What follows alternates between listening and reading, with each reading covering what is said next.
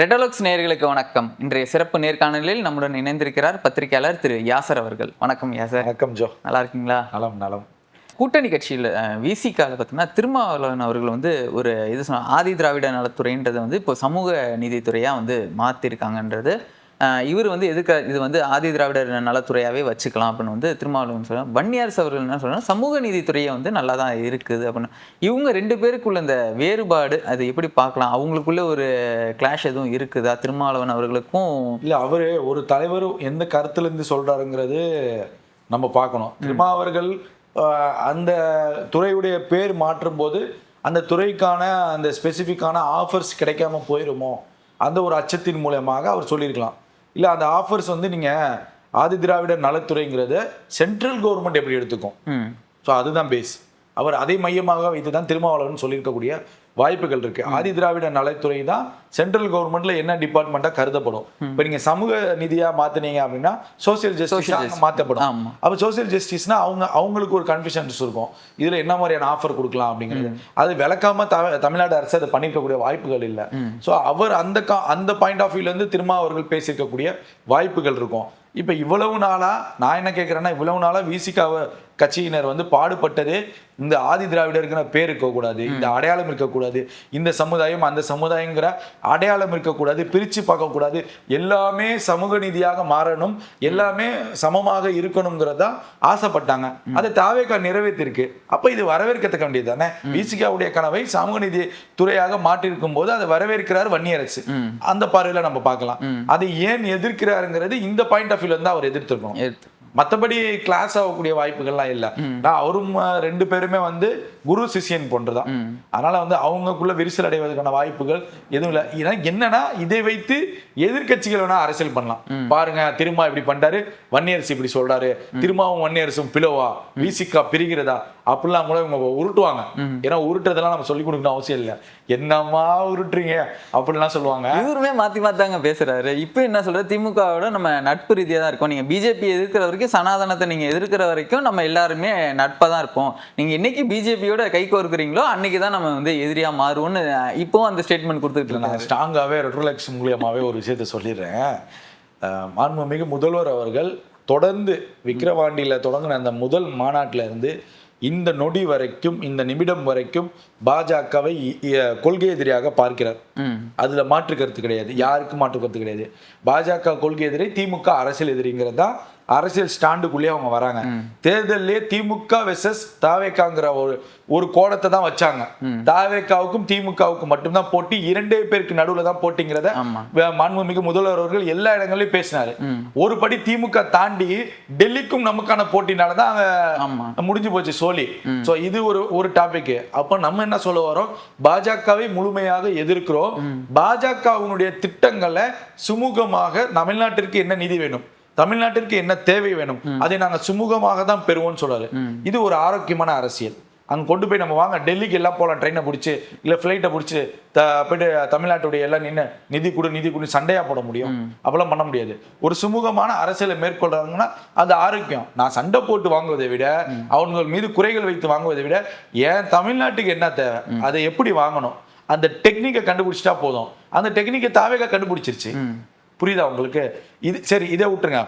காங்கிரஸுக்கும் பாஜகவுக்கும் எவ்வளவு போட்டி இருக்கு. இந்தியா பாகிஸ்தான் கிரிக்கெட் மேட்ச் மாதிரி தானே இருக்கு. அப்ப நீங்க அவ்வளவு பெரிய பிரச்சனை நடக்கும் போது கேரளாவுடைய முதலமைச்சர் என்ன சொன்னார்?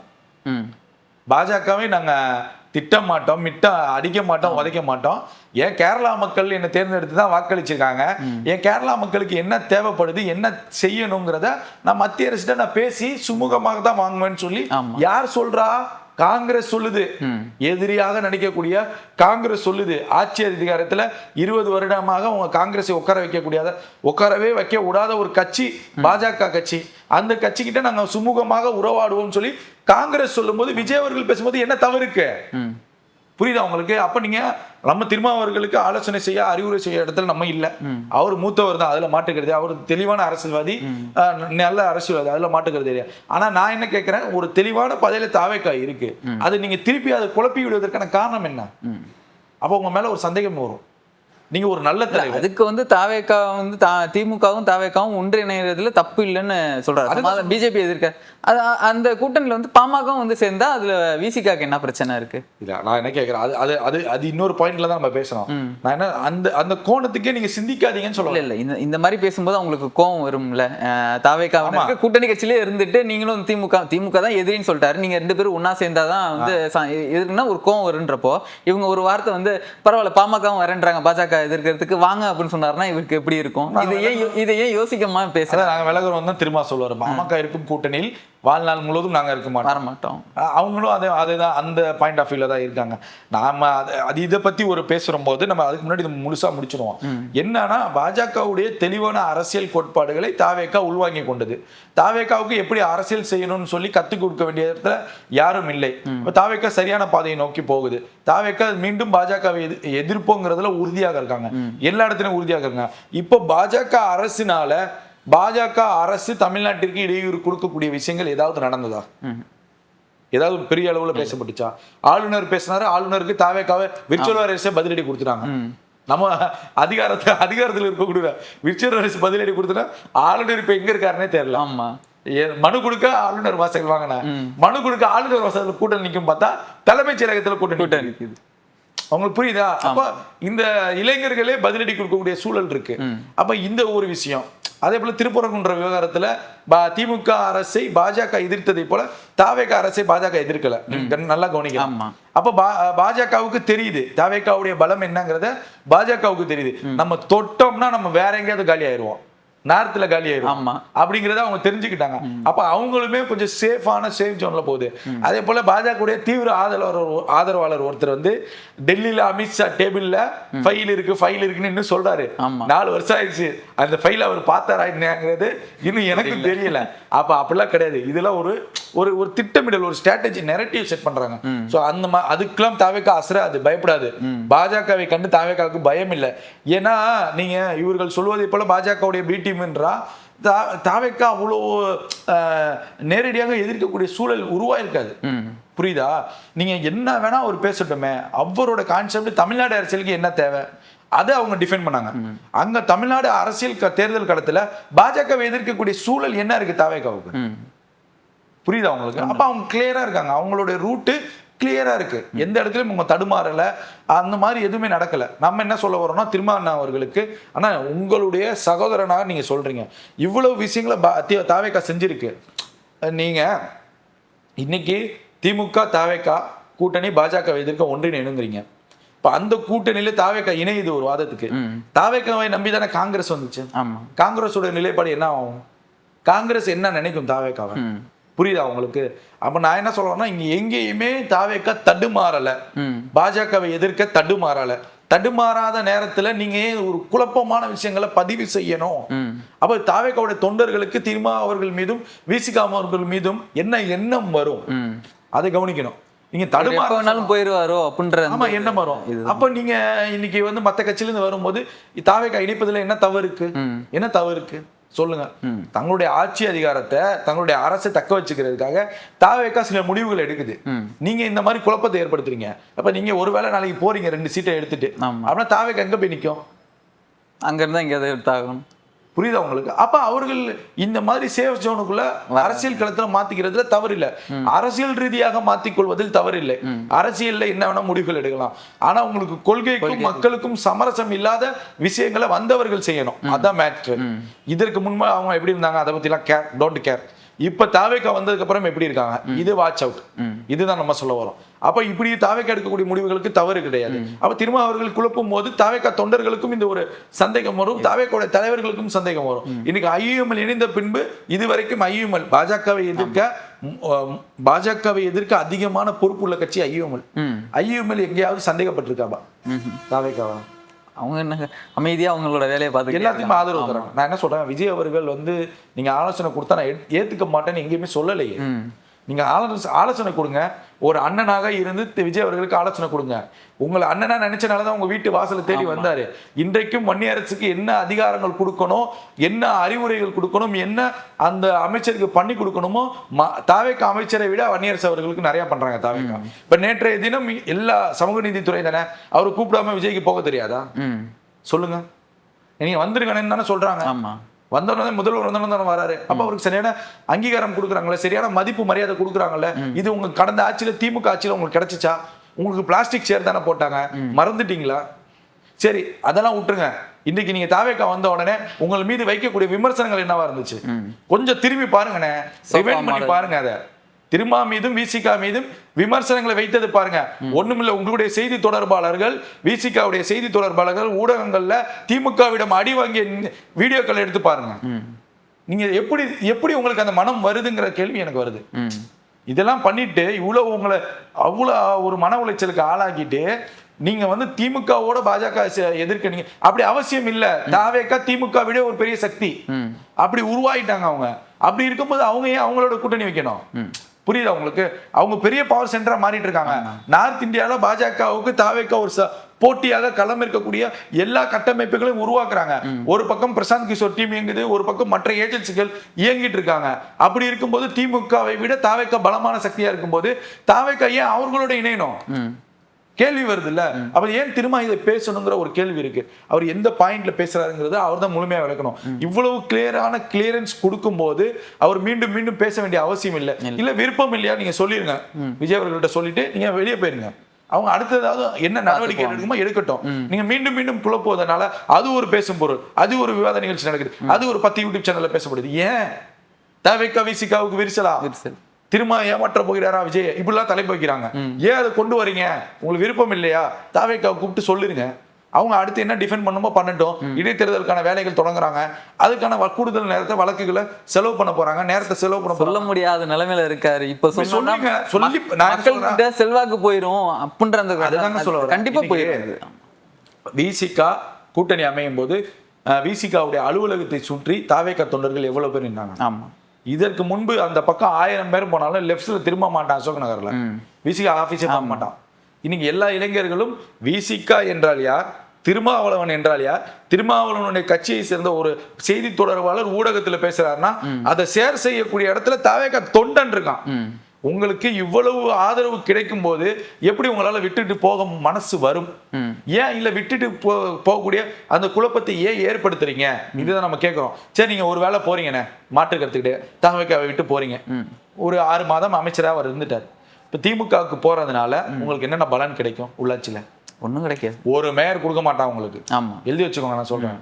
ஒரு மேயர் கொடுக்க மாட்டான். ஆமா. அப்படி கொடுக்கக்கூடிய எல்லா சீட்லையும் விசிகா வென்றுச்சுன்னா மேயர் கேட்பாங்கன்னு விசிகாவுக்கு எதிராக சுயேட்சை வேட்பாளர் திமுக நிப்பாட்டும். ஆமா. இதெல்லாம் நான் சொல்லணும்னு இல்ல, அவருங்களுக்கே தெரியும்.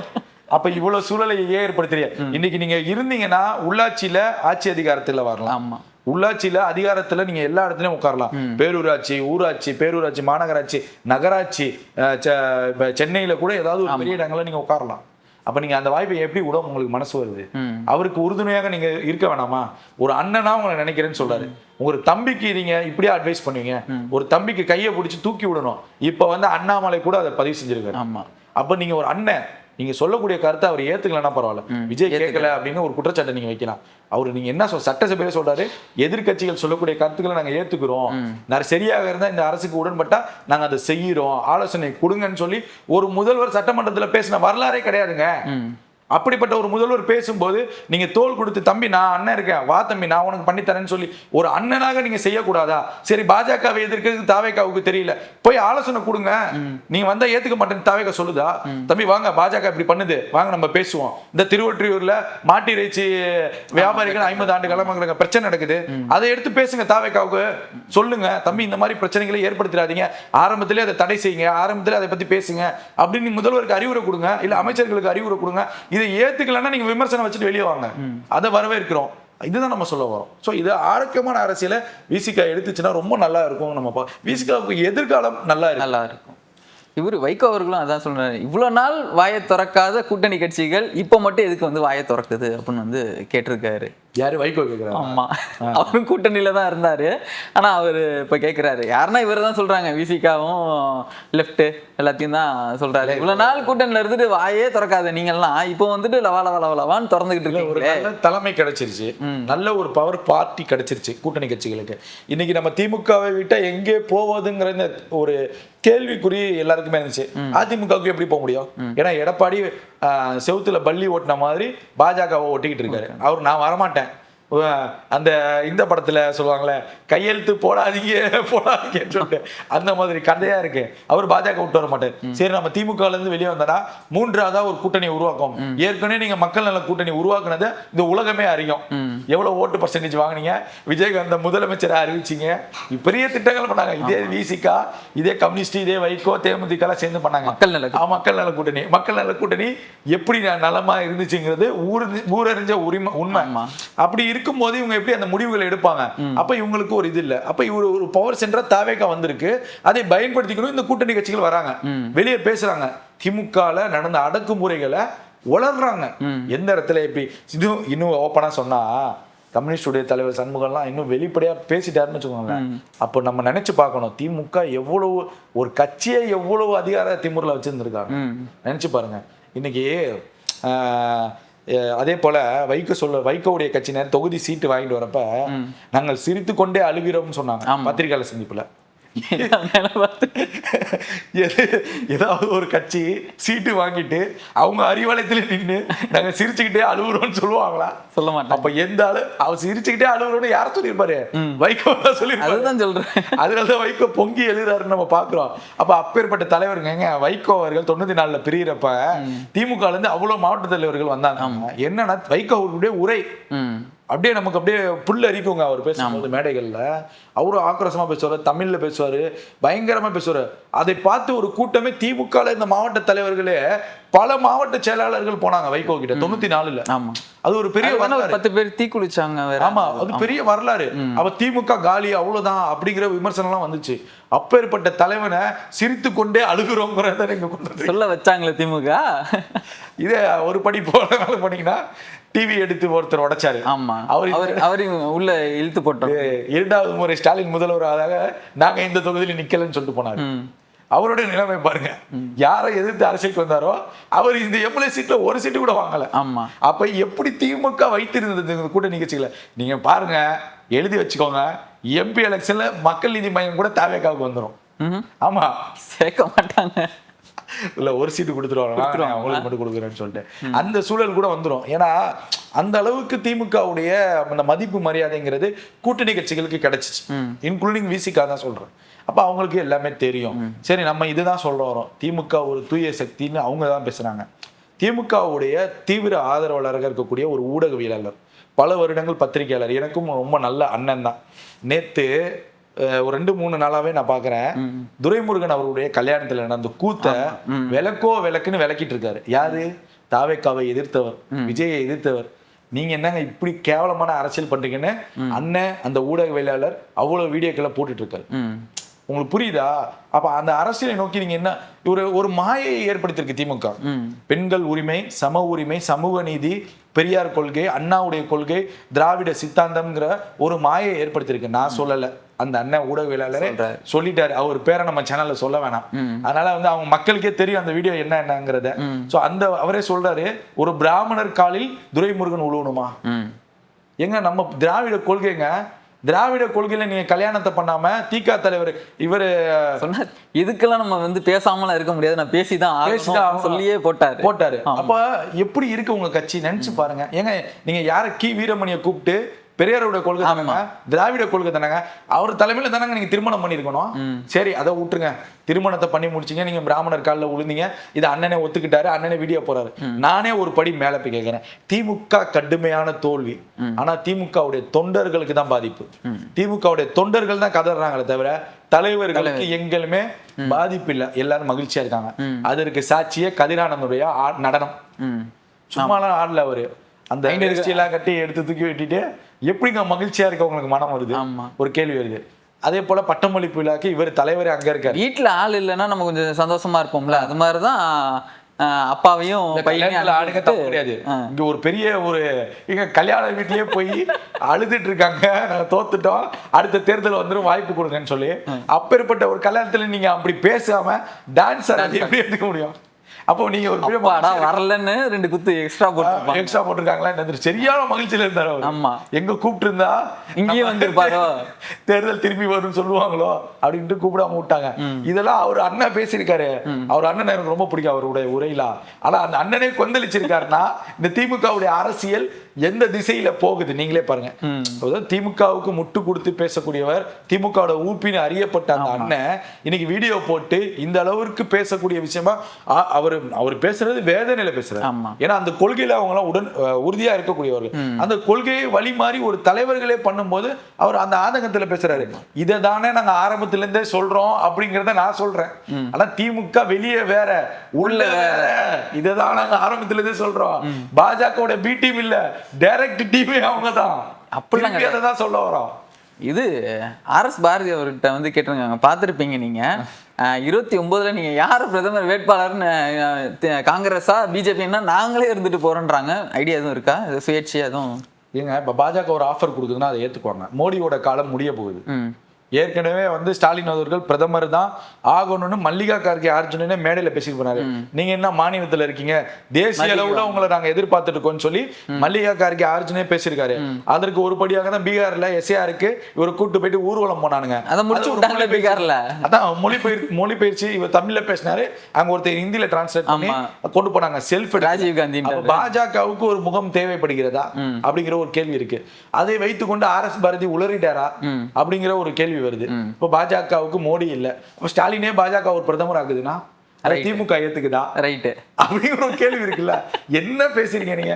எப்படி பிரதமர் வேட்பாளர் ஒண்ணு வெளிப்படையா சொல்லிட்டு போங்க, பாஜக கூட வைக்க போறாங்க, பிரச்சனை இல்ல சொல்லிட்டு போங்க, அரசியலை நகர்த்துங்க, மக்கள் உங்களுக்கு சொல்ல போறாங்க. அந்த தேர்தல் நேரத்துல வந்து நாங்க பாஜக கூட்டணி ஏன் அறிவிக்கணும், இப்பயே அறிவிச்சுட்டு வேலையை பாருங்க, அதுதான் நம்ம சொல்ல வரோம். கனவு கண்டுட்டு இருக்காங்கன்னு நினைக்கிறேன். இல்ல நான் இப்பயும் நாங்க தான் முதலமைச்சர்னு சொல்லிட்டு இருப்பாங்கல்ல, எங்களுக்கு அவர் தான் முதலமைச்சர்னு சொன்னாரு, நாளைக்கு வந்து எங்களுக்கு அவர் தான் பிரதமர்னு சொல்லுவாங்க. நம்ம சேனல்ல நான் பேசியிருக்கேன்.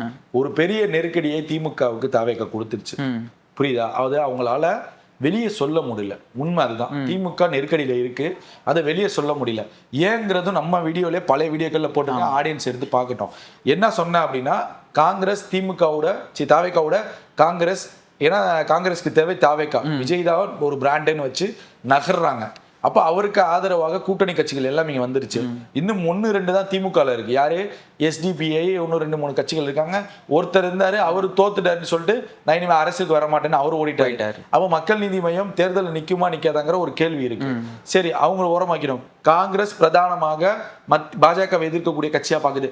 அந்த கட்சி தாவேகாவோட இருக்கும்போது அதிமுக பாஜகவோட இருக்கு, விட்டுருங்க. திமுக யாரோட இருக்கும் ஒரு கேள்வி வருது. அப்ப திமுக அதிமுக பாஜக இணையக்கூடிய வாய்ப்புகள் இருக்கலாம் ஒரு கேள்வி. சரி, இணைந்தால் பாஜகவை திமுக ஏற்றுக்கொள்கிறதா? புரியுதா? அப்ப இல்ல, பாஜகவை நம்ம ஏத்துக்க முடியாது, நம்ம திராவிட கொள்கை, பெரியாருடைய கொள்கை, இந்திய எதிர்ப்புக்காக போராடி இருக்கோம், மொழிப்போருக்காக பிரச்சனை பண்ணிருக்கோங்கிறப்ப நம்ம எப்படிங்க பாஜகவோட கை சேர்க்க முடியும்? இல்ல ஐயா கலைஞர் எடுத்த மாதிரி முடிவுகளை எடுக்கலாமாங்கிற ஒரு கேள்வி வருது. எடுக்கக்கூடிய வாய்ப்புகளும் இருக்கு. சரி, ஒருவேளை அதை எடுக்கக்கூடாது, இவ்வளவு பிரச்சனைகள் இருக்கு, தாவேகா வந்து நமக்கு குடைச்சல் கொடுக்குதுன்னா, அப்ப நம்ம முடிவு எடுக்கல அப்படின்னா திமுக தனிச்சு நிக்குமா, இல்ல தேர்தலை புறக்கணிக்குமா? அப்ப இந்த நெருக்கடிக்கெல்லாம் ஆளாக்குனது யாரு? தாவேகா. அந்த அரசியலை வெளிப்படையா பேசுங்க, தயவு செஞ்சு பேசுங்க. உங்க தொண்டர்கள்ட்ட பேசுங்க, உங்க மாவட்ட தலைவர்கிட்ட பேசுங்க. ஏங்க இவ்வளவு சிக்கல் இருக்கு 29ல, தயவு செஞ்சு ஏதாவது ஒரு ஆலோசனை கொடுங்க, ஏதாவது பண்ணலாமா யோசிங்கன்னு சொல்ல வரேன். திரும்பி நீங்க தனிமொழி தாக்குதல், திரும்பி தாவேகா அரசை கவிழ்க்கலாமா, இந்த மாதிரி விஷயங்களை ஏன் பேசிட்டு இருக்கீங்க? நேரத்தை வீணடிக்கிறீங்க. தாவேகா ஒரு பெரிய நெருக்கடியை கொடுத்திருக்கு 29ல நாடாளுமன்ற தேர்தல். ஒண்ணு தனிச்சு நிக்கணும், இல்ல அதிமுக பாஜக கூட, இல்ல தேர்தலை புறக்கணிக்கணும். 2 ஆப்ஷன்ஸ் தான். இந்த 2 ஆப்ஷன்ஸ்ல திமுக எது எடுக்க போகுது? அப்ப 2 ஆப்ஷன்ஸ்ல திமுக தனித்து நிற்காது. ஓகே, திமுக ஒருவேளை அதிமுக பாஜக கூட்டணியில வருது அப்படின்னா RS பாரதி சொன்னது உண்மையா? சிம்பிள், இதான் விஷயம்.